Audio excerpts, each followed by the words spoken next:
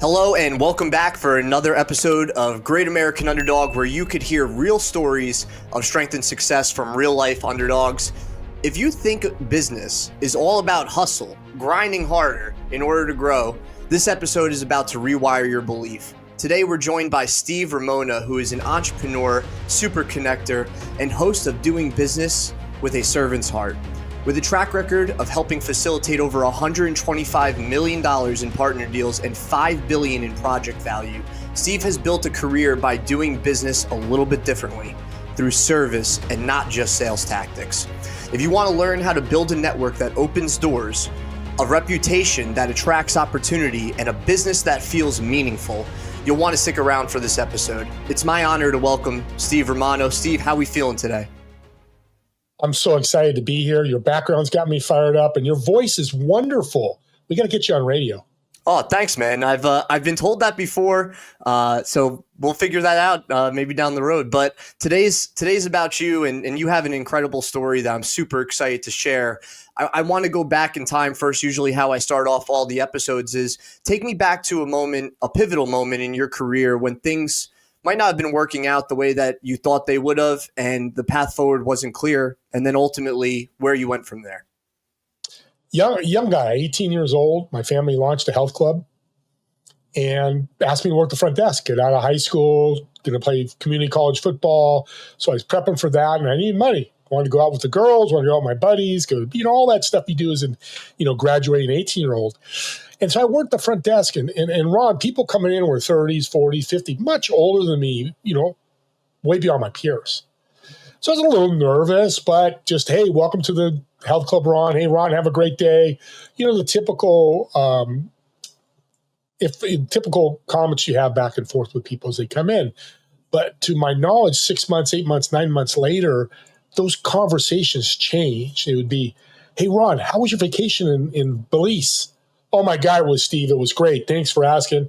And then it's leaving. Hey, how's your grandkids doing? Oh, they're great. They're 6.5. Oh my God, I'm so happy. I'm so happy. See how the difference changed just getting to know people. But I built, and that's not everybody, but I'd say 50% of the people, I have an ongoing story or building relationship both ways. Hey, Steve, how's your college football? How's your school going? How's this going? And what it turned into, and this is the power of connecting properly and building that relationship, I'd go out to dinner, and my buddies would go, and they go, people come, hey, Steve, how you doing? That's the guy from Royal Courts. That was the name of the gym. Hey, there's Steve from Royal Courts. There's Steve from Royal Courts. I'd see people. I'd go say hello to them. And you kind of build this, we were building this great community of service through health clubs. And one story that really taught me about networking and building relationships was Tony, financial advisor, a little short Italian guy. He used to call me kid. He's probably 50. Hey, kid, how you doing today? Hey, kid, I'm doing great, Tony. Oh, how's your vacation? We built this massive relationship, and one day he throws a book at me. And almost hit me in the head. I catch it. I'm like, Tony. He goes, kid, I want you to read this book. Next Tuesday, I'll be back to do my workout. Tell me what it's all about. Tuesday rolls around. Small book, so it's 60 pages. I read it. Okay, kid, what'd you learn? So the book's telling me, Tony, take 10% of my income, put it away, don't touch it. That's it. We got into more detail, but that was the gist he wanted me to get. Well, let's move forward 10 years later. 28 years old, 29. I look at the account. Now I briefly looked at it, and it was growing a little bit. Oh, that's cool. But I stuck to what he had told me. Was, at 28 years old, I opened it up. I had this, you get those premonitions. Had $68,000 in that account, liquid account. I'm like, holy moly. Now, keep in mind, everybody, it's not today. This is back in the day. I was making $4 or $5 an hour in 1980. So this was 90. 68,000 still a lot of money, and back then it was even more money. Even more, exactly. So I called Tony because I still stayed connected. I'd see him out, and I thanked him. And he goes, "Oh my God, kid, I'm glad you followed me." I said, "I want to send you $1,000. I got to give you some of this. This is your job." He goes, "No. One, I'm not there anymore. I'm retired. But two, you listen to me." Only 5% to 10% of my clients listened, and I could have made billions for them, literally billions. But you listened to me, and when you did and took my advice and ran with it, my universe changed. I'm sure some people came into my life because of what you did. I went, the universe, energy, oh my God. And then I started serving more, and, I had businesses by that time and serving more in my business. That story, as you could tell, 30, 35 years later, still resonates with me. Yeah, well, that sounds like it lit the spark in you, Steve. And what I'm genuinely curious about is, was it a certain level of innate curiosity that you had, or did you have to get over a hump of being comfortable speaking to people at first?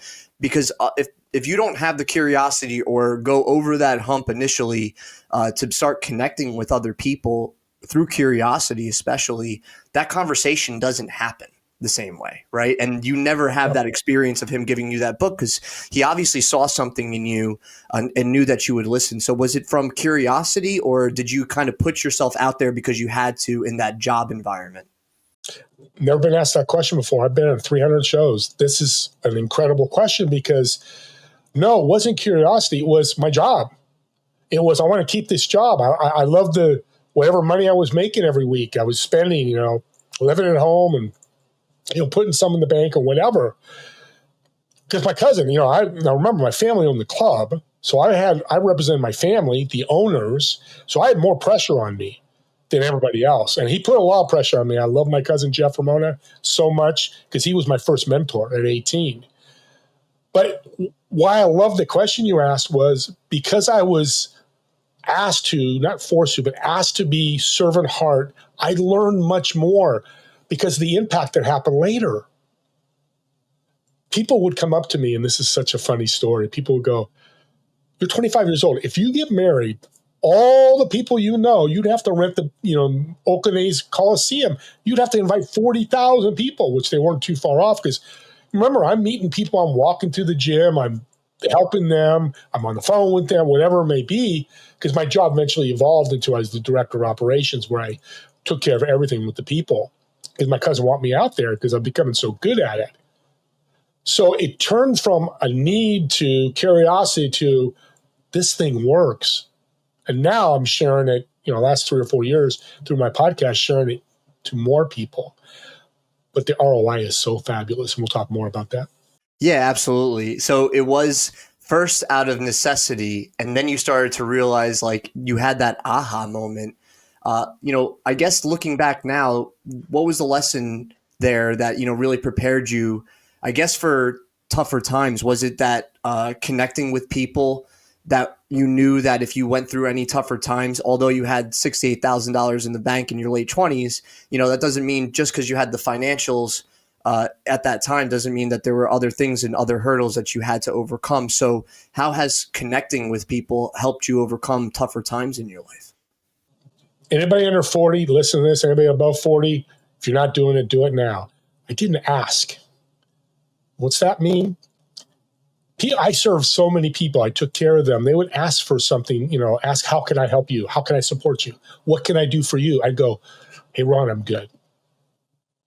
Now, I learned this lesson 3 or 4 years ago with a guy who's a multimillionaire, and I told him my story. He was doing so well serving. I said, I'm not getting the same results you are. What's going on? I would go through that. He'd go, oh, kid, Steve, stop. I remember his Joe, I think was his name. I always forget his name. I remember the story. He said, here's what you're doing. You're giving gifts. You're serving people by an introduction, a resource, whatever that may be. It's wonderful. But when people come back to you and go, how can I support you? And you say no, or don't give them something that you need or looking for, when they walk away now, consciously they don't think this, but subconsciously they think you're a taker. Now the conscious, I've learned this over the last 4 weeks. I'm going to tell you more about this off the record. I'm off the show, but I'll say it here. I've met John Mitchell, unbelievable guy that wrote a book, Off Think and Grow Rich. 95% of our subconscious is where our intentions come, our results, our actions. Only 5% was conscious. So I was doing the 5% thinking I'm serving, I'm kicking butt, I'm helping so many people, I'm so happy. But the 95% conscious was, no, I don't want to take anything from people because I don't need that. Once I reprogram my mind going, hey, Ron, this, and you go, how can I support? Ron, I'm looking for land. Do you know landowners? And a year ago, I started doing this, and my business, my life, everything in my life changed. I had health issues, gone. Money, growing massively. More referrals, Unbelievable. 3 to 5 referrals daily because I asked, because I didn't turn them into a taker subconsciously. They want to give you gifts back. Now, I would say sometimes I'm not even looking for anything now, but hey, if you do run this type of person, that would be great. So, but the ask is, so I have a principle I built from this. It's the ASLA principle. A-S-L-A. Ask, shut up, listen, and ask. So you ask, hey, Ron, what do you do for a living? We did that when we first met. You asked me a bunch of, I asked you questions. I shut up and listen. Now that bridge to shut up and listen is, people go, I'm shutting up when I'm listening. Are you? Think of a Zoom room. Somebody's screen goes black. They go to the bathroom, they answer the door, get a drink of water. Again, none of those are immoral or wrong, but did they hear what I just said? No, because they weren't there. They shut up, but they didn't truly listen, actively listen. And then you ask another question, and guess what? I know everything about Ron Marvo, and I go, and I did it with you. We just talked about the referral I gave you. If I didn't do that, I couldn't serve you. It's interesting, like just some things to unpack in what you said. Number one is the reciprocity piece. When you do something for somebody, they very much want to do something back for you. And a lot of people, I think, get hesitant because they don't, it's actually the inverse of what you said. They think they're going to be seen as a taker, like, oh, I did this for you, now do this for me, with an expectation. Different than genuinely asking for something in return when you're asked. So those people, it's kind of like smiling at each other on the street, right? If I smile at you on the streets, Steve, you're going to more than likely subconsciously be forced to smile back, especially if we make eye contact. So it's kind of like that in a way where it's an automatic thing of reciprocity that people want to help other good people. And if you have the courage at first and then the confidence to ultimately say what you need, because I think a lot of people get tripped up because they're not willing to open up and be vulnerable and say where they're at. Like, you could be speaking with somebody who's way more successful financially than you. And what you don't realize is they actually want to help you. But if you don't tell them exactly where you're at and where you want to go, they can't help you at all. And then they kind of just feel like, all right, well, they must not have wanted to really connect with me on that deeper level. And then the second part of that is the active listening. I always say, are you listening to respond or are you listening to understand? And that's the biggest difference with active listening. So you're 100% right. People, you could see them on Zoom lean into their microphone, ready to answer you without actually thinking about what you said, because the whole time you were talking, they were just thinking about what they were going to say, and they make it about them. So part of that, talk to me about, what does serving before selling actually look like in practice? Is it ASLA, like ask, shut up, listen, ask? And what other elements come along with that? Well, and honest, I don't know if you know this. You probably do if you listen to the show. This guy's a Golden Glove champion, which is why I love him. I love champion people in sports. He just threw a right hook and knocked me out with what he answered. If you listen to what he just said, your business will grow. And we can never tell how much, 2, 10, 3 times. Absolutely. But the serving before selling, or transformational, not transactional, both are pretty similar. So when you jump on meet somebody, you transform them. What do you do when you meet somebody at a mixer, event, birthday party, anything where you meet somebody new or you haven't seen in a while? Ron, what are you doing now? I'm doing this. Steve, what are you doing now? I'm doing this. Well, Ron, you know what? You're a podcast host. I've got a couple guys that'd be great guests for you. What did I do? As soon as you said you're a podcast host, because I actively listened, I wasn't looking at the pretty girl in the pool or see if my wife needed any help. I actively listened to you. And I said, I got a couple of these guys. If we do business that way and do life that way, world will change. It has to. I mean, you sent me a nice message after our call. Thank you for the introduction. I can't believe. So I say this, I'm nothing special. I'm special because I take action, and we need to do that more. Taking action with the mindset, kind of like actively listening, with the mindset and the intention to, how do I serve first?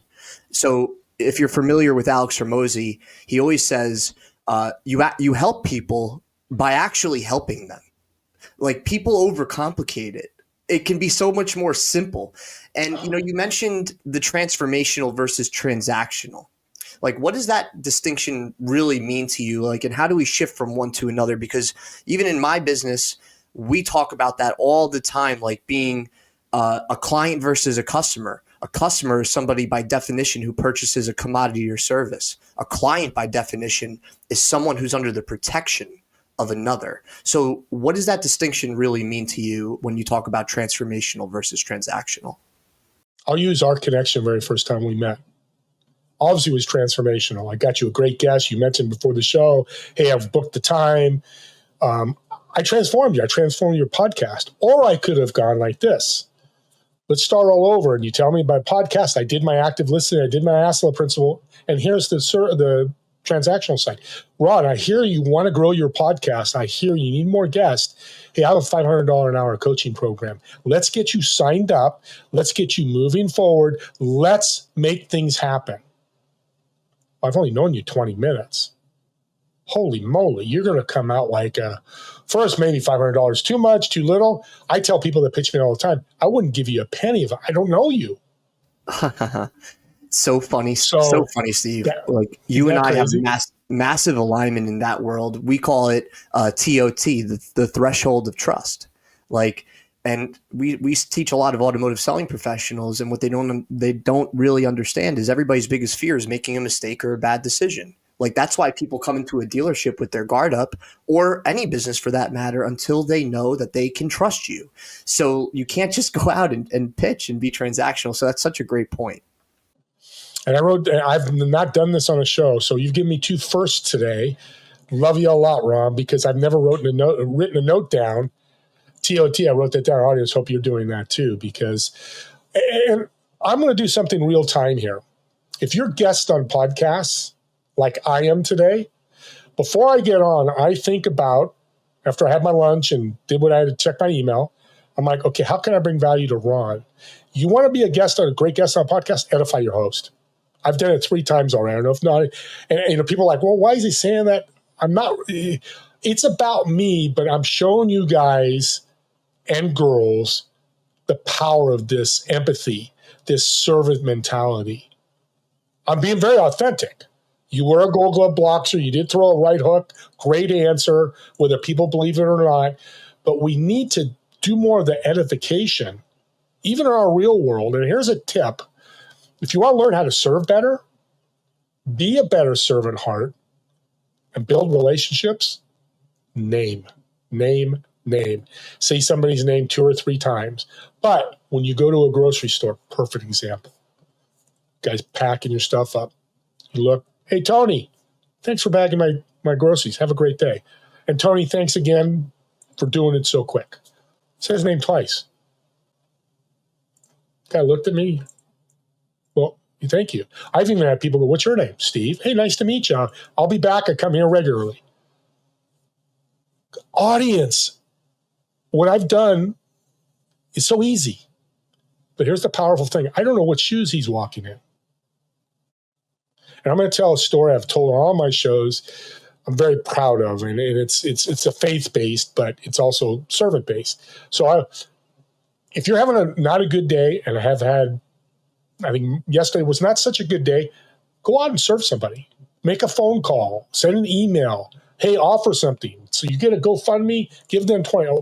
Go serve somebody. It changes your energy quickly. So that happened to me about 3-4 years ago. 2:00, meetings cancel, contract didn't get signed, and I went to the grocery store. Seems like I go to the grocery store a lot, but I don't. But yeah, we need to eat. We're healthy. And and it was nobody in line. It was me and this lady with a baby in front. I just had a calling to buy her groceries.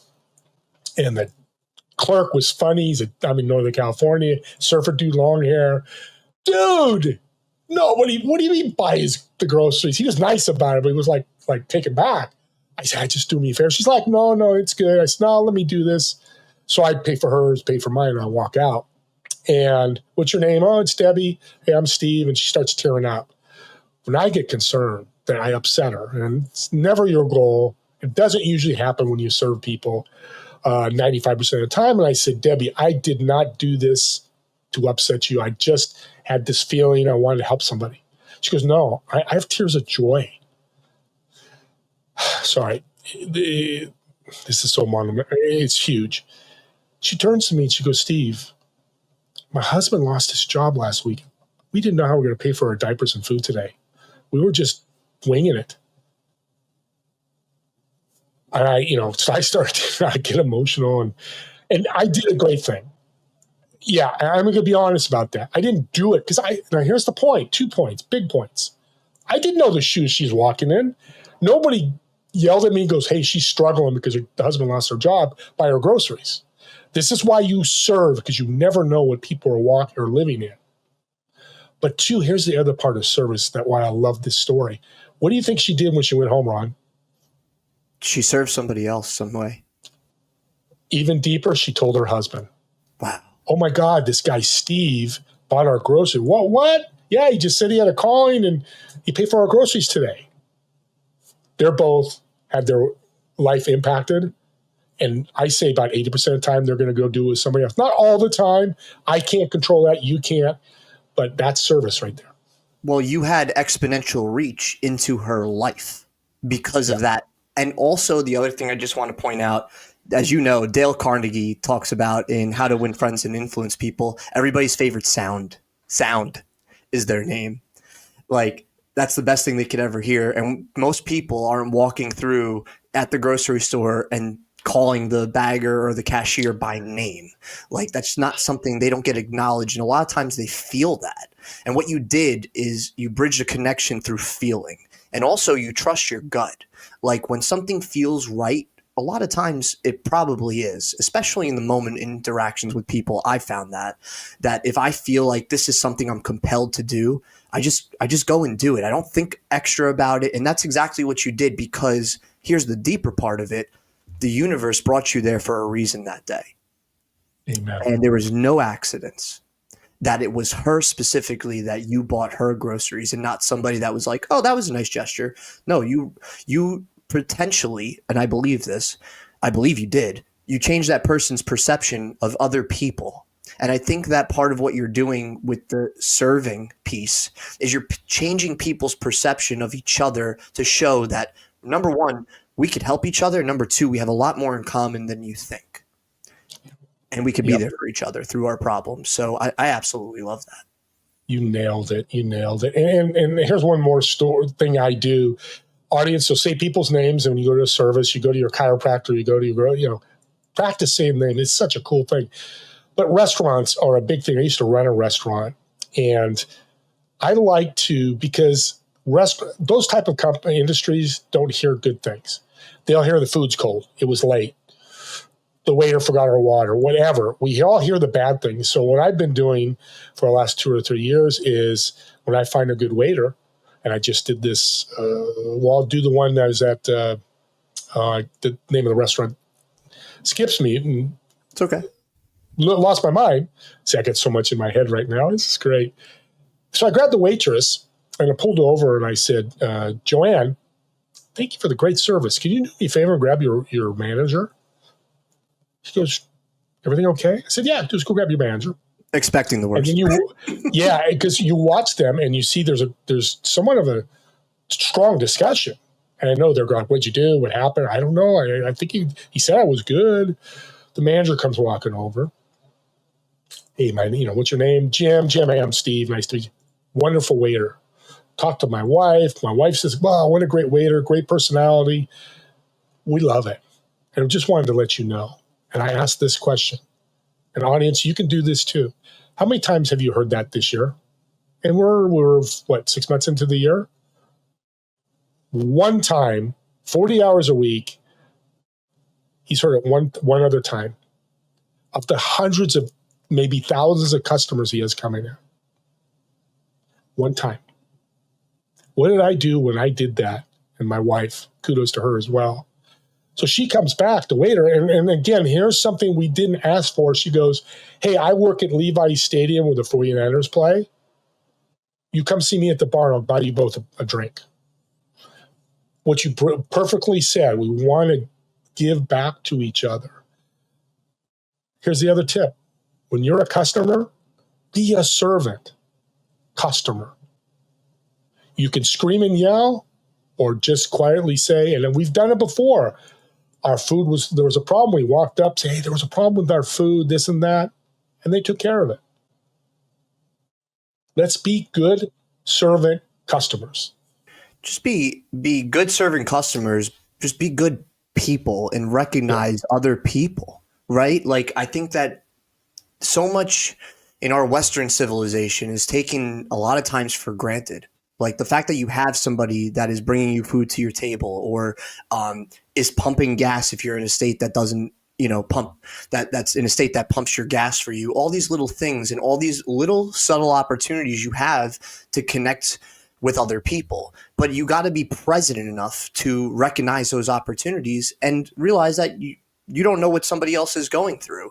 The other thing too that I love, Steve, is start connected, stay connected. So we talk about in our business, pillar 4 is turning everyday conversations into opportunities. And you just never know where somebody ends up. That server could end up somewhere, and just because of that little tidbit that you did, remembers you, gets reconnected with you down the road and says 5-10 years later, you just never know when they reach a moment of like, hey, I remember when this individual did that for me. I'm going to find them, reach out to them, and let them know how I've progressed and thank them for what they did because of the impact you made. So you just never know where people end up. So you definitely want to stay connected as well. I'm just curious, a lot of what we're talking about is obviously people. And earlier you mentioned mentors. And I know that you're a big advocate for mentorship. So like all these individual moments are great, but like what's the biggest misconception people have about building an inner circle, right? Like how do you get around the right type of people? And how do you find a mentor if you're looking for one, or know even the category you want to be mentored in? Such a great question. I'm glad you noticed that when I said mentors, because it's powerful. One, you have to have your eyes open to it. Every successful person I've read or had on my podcast all had mentors. 100%. The people that weren't successful, that I've talked to, had the wrong mentors, which is important. You need to, ferret that out, make sure they're the right mentor. But here's the powerful thing about a mentor. It doesn't have to be a person. Well, let me say it differently. You don't have to know the person. Because people are like, well, I can't go to these masterminds. They're 5, 10, 15,000 a year. I don't have that kind of money. Podcast is a great way to get a mentor. A blog, a newsletter. I have 3 newsletters I read every day. I get a video newsletter from now my good friend Eric Collette, who's changed my life health-wise. I was diabetic. I'm no longer diabetic in less than 6 months. It doesn't happen because of his help. At 63, I'd still being scared of my health. I'm healthy. I'm down 40 pounds because of his mentorship. Because I listen to his emails. I treated him, built a relationship. When I reach out, he's always answering questions. So your mentors can come anywhere, but find where you need focus. And I mentioned John Mitchell's book before. He says that.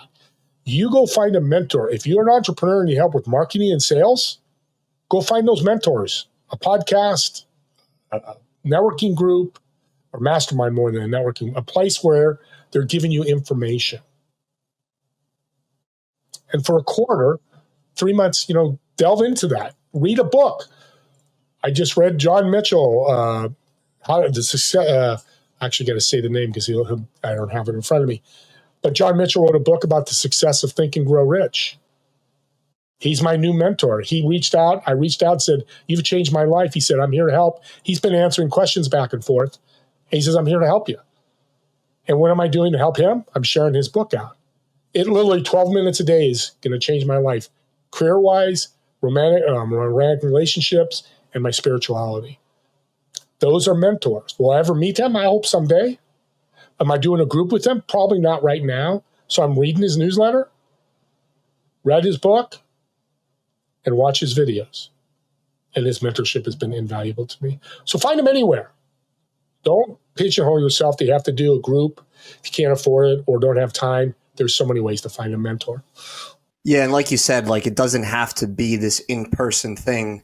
I also believe that when you're in the right frame of mind and you're on the right path for your own life, trusting your gut, the universe, all these different things, and you're leading with that servant's heart, a lot of times mentors find you. In my world, that's exactly what happened to me. and my mentor became my business partner. Like, you just never know what's going to happen in your life, but you have to be willing to put yourself out there. And then, like, I love what you said about find where you need focus. Like, find mentors in those areas. You mentioned, your health, your spirituality. You knew ahead of time, like, this is where I want to grow. And then I got to find the right type of people, the right type of information that's going to help me grow there. There's another episode I shot, and I'm not sure if you got a chance to watch it, with Chris Saraceno, but he wrote a book named Theory of Five. You would love to have a conversation with him. I'd love to connect you guys. He talks about having a mentor in each of the 5 main categories in your life: spirituality, health and wellness, business and finance, marriage, and parenting. And he says that you don't have to, like you said, you don't have to have the right person like in front of you. You could listen to the podcast, the blogs, all these things. And then we also have co-mentors, people that, are on your level that you guys can learn from each other. And then you have anti-mentors, the people that show you what not to do. So you could, like you said, there's so many different ways you could have mentorship. Here's the power of mentorship too. I was taught through a guest of mine. I wish I remember his name, but the spirit will send this to him. He said, Steve, you work at this level, people that are more successful than you, you're going to mentor from. What you learn from them, you're going to share below you. And I don't mean that in anything other than people that aren't as successful as you. And that's what I do. I do free 2 business workshops a month for free. I do a free podcast hosting workshop for free.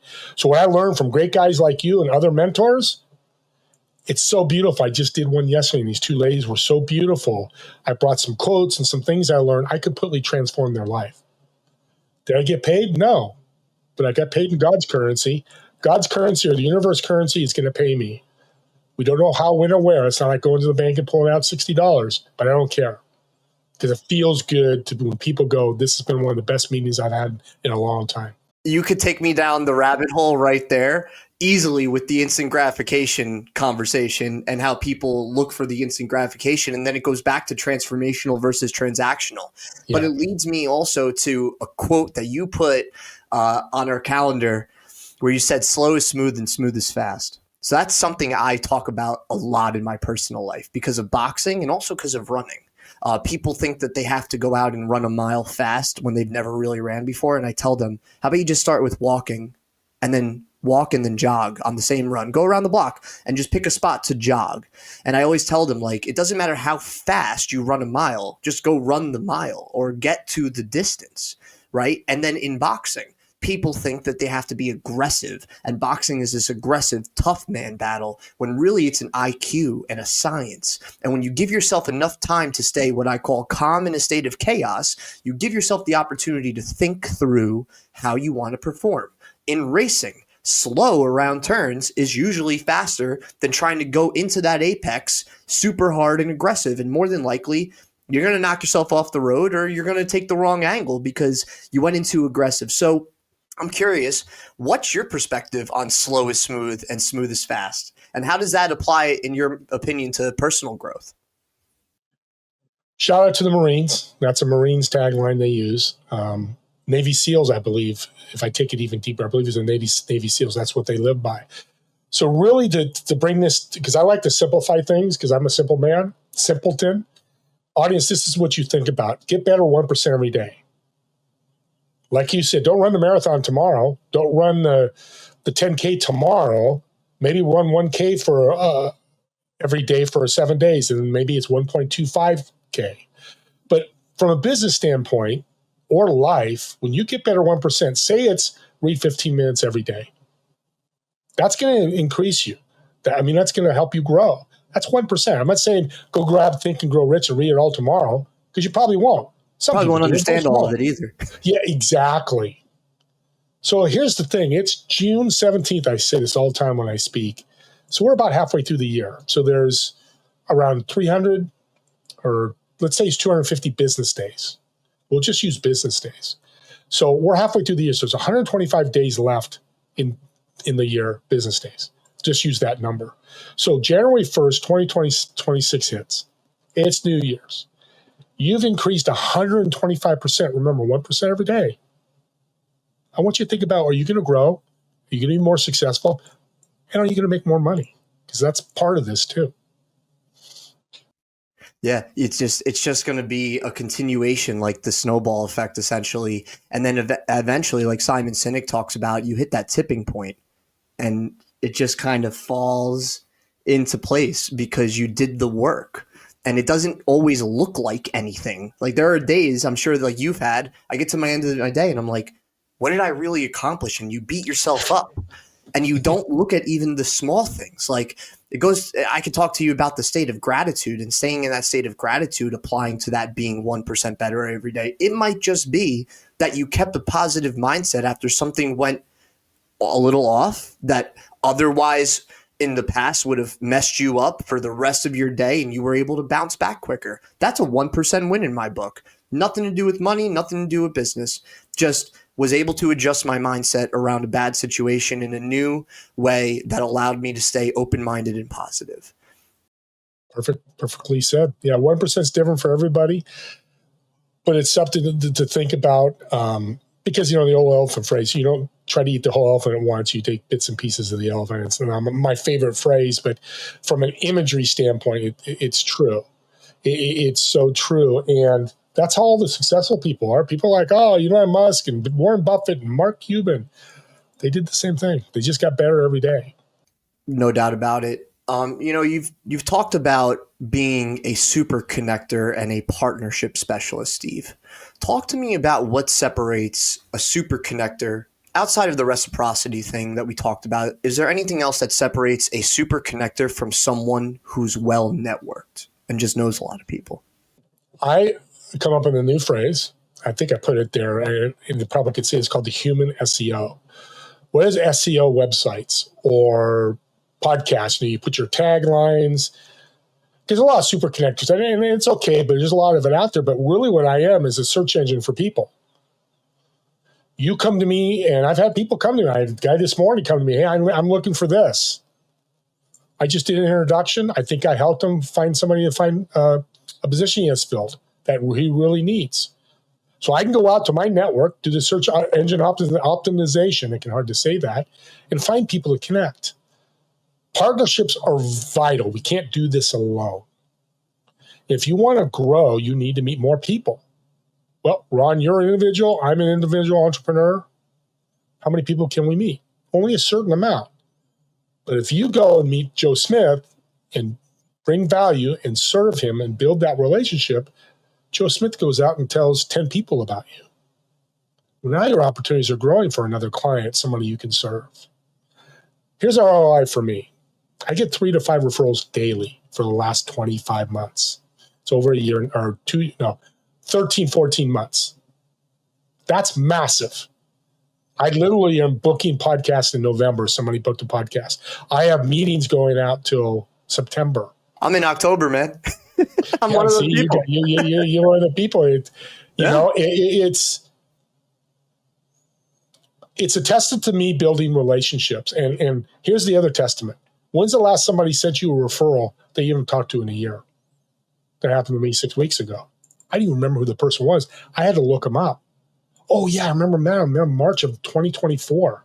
It's a good problem to have. Oh, my God. Yeah, it was. I'm being very transparent with the audience, and that's going to happen. And if you forget somebody's name, ask, hey, what was your name again? Ron. Hey, Ron. People don't care. You still made them be seen. I'm kind of off a tangent. But, yeah, just send a referral. Hey, Joe, you got to meet Steve. Oh, my God, he's a great podcast guy. He really cares about people. A year later, she ran into somebody and thought of me. What did you just say earlier? Build the relationship, build the trust. Yeah, and stay connected, because you just never know when you're going to become front of mind for that person in a conversation or a dialogue, because they think of you as that trusted resource or advisor in whatever field or niche, or maybe just being a good person, right? It doesn't even necessarily have to do with business. Again, they just think of you like, you know what? Steve is someone whose brain I'd like to pick about this. But if they never met you and you didn't lead with that initial value, maybe you don't come up in their mind and they don't introduce you to another person, whatever that situation is in that moment. I absolutely love that. And I love human SEO, right? And the fact that you talk about introductions over referrals, right? It's so much more important than a referral. It's an introduction because it's a relationship and not a transaction. Yeah, and it leaves the mindset. because I've done introductions and they go, oh, why would you introduce me to somebody? It doesn't happen often, maybe 1% of the time. But as I say, it's an introduction and I walk away. We talked about that before the show. I don't know. I'm getting really good at it. And that just comes with practice, audience, and ASLA Principle, because I know people. I can find a good match. And let's go to partnerships. We can do partnerships. I can be really good at that because I know, because I listen, and I've done it a number of times. Anybody can do this, but it does take a little practice. But here's the cool thing about partnerships and joint ventures. It takes people. Every one of you listening, and you, Ron, and me, Steve, if we don't have people in our business, we fail.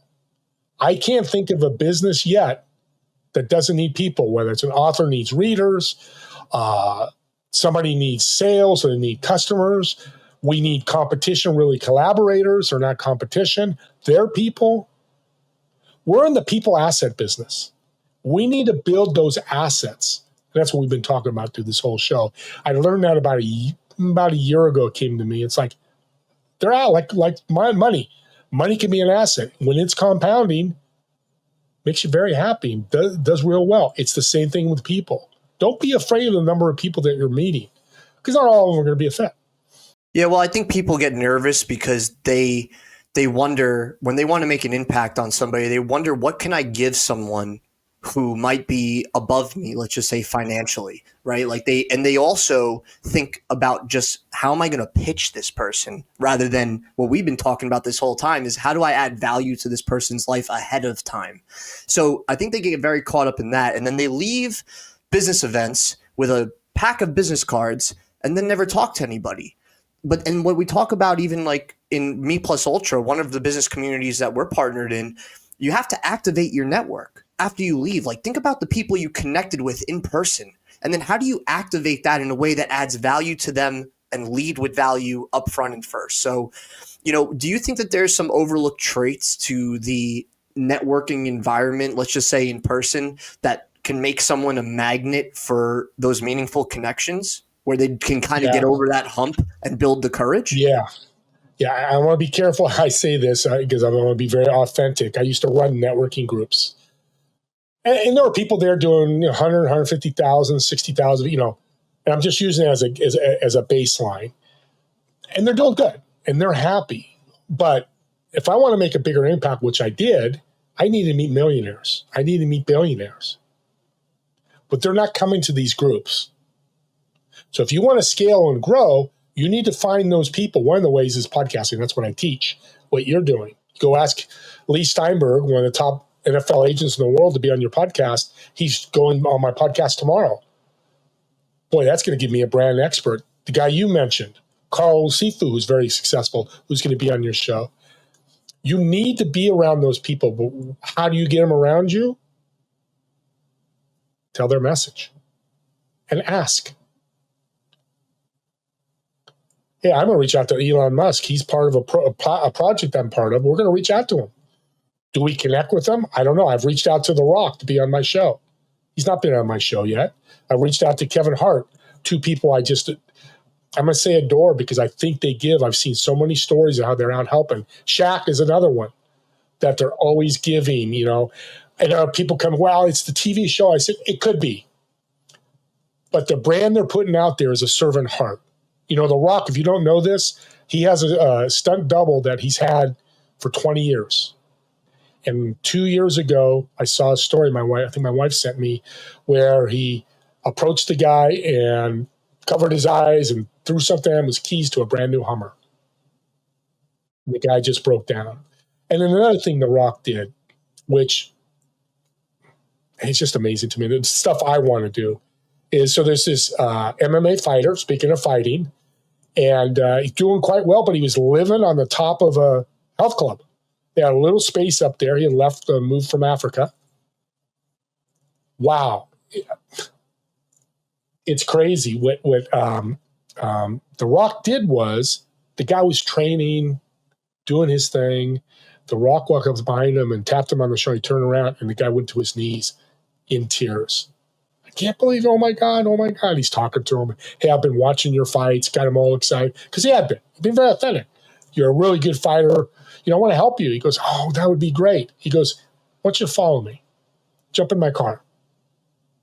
See him jump in his car. They go to a house. We think it's The Rock's house in Florida. And they're walking through. And there's a picture right there by the door on the cabinet. And he looks, and I forget the gentleman's name, but you can look it up. It's an incredible video. And he goes, Rock, that's my family. And he turned around and gave him the keys to the house, bought him a house. Oh my gosh. You know, what you just said, Steve, like one thing you said in there was, that's what I want to do. Like I want to, and when you said that, it's a parallel in my life, like to be able to do that for other people. Like people want success for different reasons. And I think that when you want success because you want to make an impact in other people's lives, like Jim Rohn says, seek to make a difference first and the dollars will always follow. And I think that the meat and potatoes of what we're talking about is literally that, like, make the difference and the impact in other people. And The Rock just made it to a level of financial freedom and abundance where he could just do that for people. What a beautiful blessing on both ends of that, of course. So, you know, again, like when you want to be successful, think about why do you want to be successful? What impact do you want to make on the world? So I absolutely love that story. And I love your heart, Steve, just getting to know you even through this last 45 minutes that we've been talking. Like I'm so aligned with that. I genuinely am. It's awesome. I love it. Yeah. And just out of curiosity, like, you know, we do go to the money side, right? Because we do obviously need to make a living and we do want to have an abundance of financial freedom so that way we can make a bigger impact. And you mentioned getting around the right people who already are at the level that you want to be at. So like, what's one story that captures what's possible when you work with the right people that has happened in your life that could be inspiring to the audience? Like, how did you find, for example, like the $125 million in value in partner deals? I have a mentor that is now my business partner. So when you said that earlier, I'll tell you this story. So October 2022, one of my clients for a digital business card company I was a part owner said, hey, you got to meet Josh. He helps you build podcasts. And I've always believed we need to promote our clients, meaning throw them on LinkedIn. Hey, check out my client. This is what Ron does. He's got a great podcast, the Great American Underdog, perfect example. And here, listen to one of his shows, or here's his channel. Let's promote other people. Social media seems to be promoting people themselves. Again, I'm not judging, because to each his own. I'm not, a huge fan of that myself. But so I jumped in, paid for, it's a coaching program. Now here's the value part. I paid him a lot of money a month. Not complaining. And today I'm so glad. So October 4th, 2022 is our first meeting. I meet Josh Tapp. Shout out to Josh. Love the guy. And I said, I'm so excited about this podcast thing. What do I do? He said, start recording. And that's what I did. And every Tuesday I'd show up and learn more. And a year goes by, and I'm one of the successful, you can only show people what to do. Not everybody's going to follow.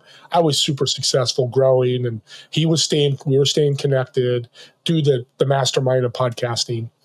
And one day I got a call from him, and he said, Steve, you interested in being a partner with me? I said, absolutely. Why would you think that? He said, well, you're doing good things. I think we can do a lot of things together. So we got off and we connected the next week to do a little more stuff. He did a mastermind I helped host. And I said, let me ask you, because here's the crazy thing. I'm 63. I was 62 at the time. He's 30. Now this is a big gap difference. Now he's been successful. He sold 4 businesses by the time he was 30. Maybe he was 31. Had a top 10 podcast, had millions of followers, super successful there. So why would you ask me to be a partner? And the answer was so revelating. He goes, Steve, you don't realize the network you have. And I think if we tap into your network, and he says, I know if I tap in with you, your network, we can help out more people than you could imagine. He didn't say we can make more money. Never. Ever. He said impact. That was the word exact. Thank you for bringing that up. And that's what we've done. Now we've launched a company. We're going to impact energy. We're going to impact jobs for people. Yeah, we're going to make a lot of money too, but the social impact was really important to us. And then my other partner, Max Lambright, shout out to him, same thing. We want to make a social impact. That's huge. It's everything, man. It's just, there's so many golden nuggets in this conversation, and I'm so grateful that you've been spending time with me today, Steve, and being on the show. Like, just to know that there's other people out there that share a similar servant mindset is a breath of fresh air, because like you mentioned before, which I think is so great, is so many people, for example, with social media, they want to share themselves. And when you, again, lead with value for other people and you start sharing and promoting your clients and other people, that's what I love about the podcast piece, right? Like, it gives me an opportunity to, yes, share my story and share the podcast, but ultimately share the stories of other people in the hopes that even if you and I talk, and let's just say hypothetical situation, our show only got 100 views, and one person out of that 100 took action on what we talked about, that's a W in my book, right? Like, so people get caught up in the vanity metrics, the views, the followers, and things like that. But what you don't know is it just takes one person, one relationship, being right one time, and having the right message that could change someone else's life. So I truly value exactly what you're doing, and thank you. Yeah, you're very welcome. And that's what a podcast is, like my grocery story. And we probably don't hear it, of the shoes. I know I've heard some people have reached out and said, oh my God, it's changed my life. I could stop doing podcasting today and be happy. I'm not, because I love doing it for so many reasons. And I'll leave the audience with this. I mentioned Shaq before. I love Shaq. He's got a new Netflix show out called Power. He's starting to Reebok shoe back up. And he said one thing when they were interviewing him. It's great, isn't it? He says, I have 80% fun, 20% seriousness. And I'm focusing on that. We have to be serious, but if we can focus on the fun, the sense of humor, enjoying our business, even more successful. Yeah, take the pressure off of yourself and have fun. Like, this is life, right? There's no rules, for sure. Like, obviously there's laws, but like go and have some fun and take the pressure off of yourself when you're connecting with other people. And I think that allows you to think a lot more clearly when you're having real conversations, because if you're tense, people can feel that. And that might be part of the reason why you're detracting people, right? Instead of attracting them. Steve, as we get close to closing out the show, I do have some rapid fire underdog style questions for you, for the audience, if you don't mind. Bring them on. Let's go. So first, how do you define what it means to be an underdog? Thinking about others first.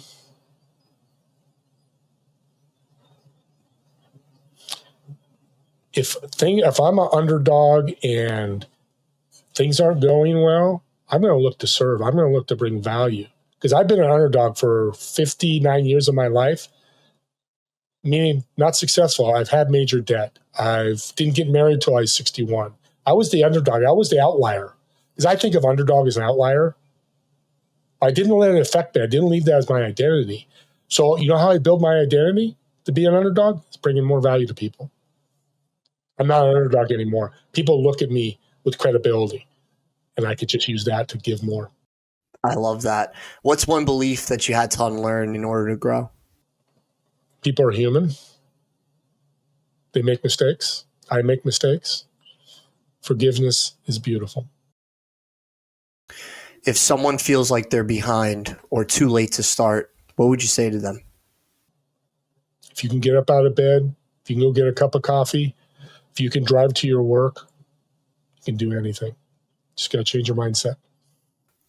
If you can go back and tell your younger self one thing, what would it be? Oh, that's easy. Ask. And the second thing is, I'm going to add, I had a real identity problem where I thought I had to be better than everybody else, so I would make up stories.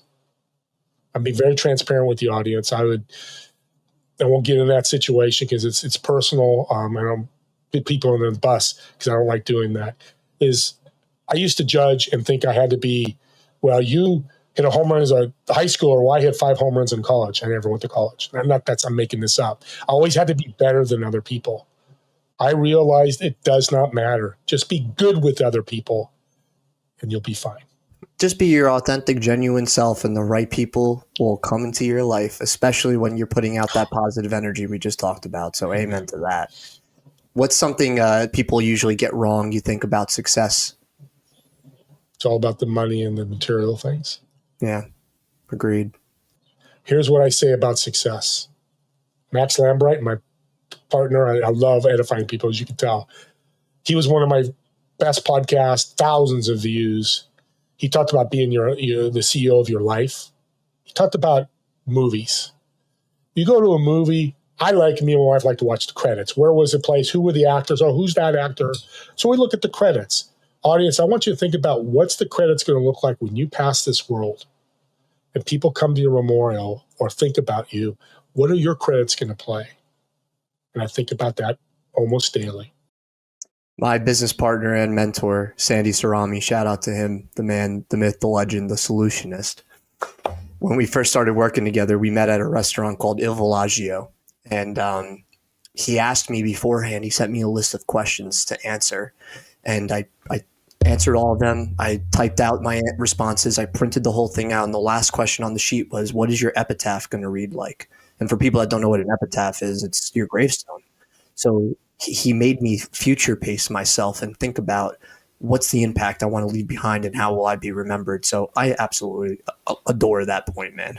So thank you. Shout out to him. And audience, we're all going to die. Yeah. That's 100%. So make your life from today on.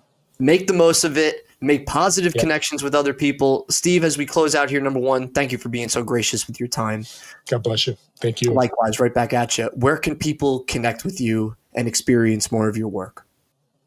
Doing Business with a Servant's Heart. Search it. It comes up right away on YouTube and all the podcast channels. Together We Serve. It's on e360tv.com. I do the same type of interviews, incredible stories. And then you can email me, Steve R. 1961 at Gmail. Again, Steve, my first name, last initial R, 1961 at Gmail. I have 2 free business mentoring workshops I do and 1 podcast hosting workshop. I'll invite all of you that are interested. Come see me and I'm here to help. So the free business and podcast workshops you're offering, do you have a link to those I could share in the description for people that watch the episode? Have them email me because I do an invite for the calendar for the podcast host. I'll do that link down there. I'll make maybe I'll work on a link. Great. That's why I love being a guest. Hosts teach me so much. And I do have a link I'll share with you. Yeah. And I'll share the link with you. It's called Pay What You Can Support Group. My friend Daniel Cole, shout out to him. He's built that where people come in and get support, mental health, business, all different things for free. If they're willing to pay, they can pay. I've got paid twice in a year, probably I think $40. Shout out to them that did that. But you don't have to pay anything, but people are getting great results. I love that. I definitely want to be able to share that with the audience. So I'm looking forward to doing that. And then just as we close out, what's one action you hope everyone takes after hearing this conversation, Steve? Wake up in the morning and smile and be happy and grateful that you're up and about. And doesn't matter if you're in a wheelchair, you're in a walker, you've got a cane because you had surgery, that you got up. The Lord allowed you to get up that day. Make the most of it the best you can. You're an incredible human, man, and I'm so grateful that we've been able to do this. So thank you so much. Any last comments, takeaways that you want to add before we close? Subscribe to this YouTube channel. To this podcast on the YouTube channel podcast because some of his shows have really rocked my world. I appreciate that, Steve. To everyone out there listening, we thank you so much. This has been an incredible episode of Great American Underdog, where we share real stories of strength and success from real life underdogs. And Steve is no longer an underdog. He's overcome those battles. So if you want to overcome those battles in your own life, challenges and obstacles that may seem insurmountable, make sure you subscribe. Check out Steve's show today that we did. And we appreciate you being here and listening. We're out. Have a great rest of your day and God bless.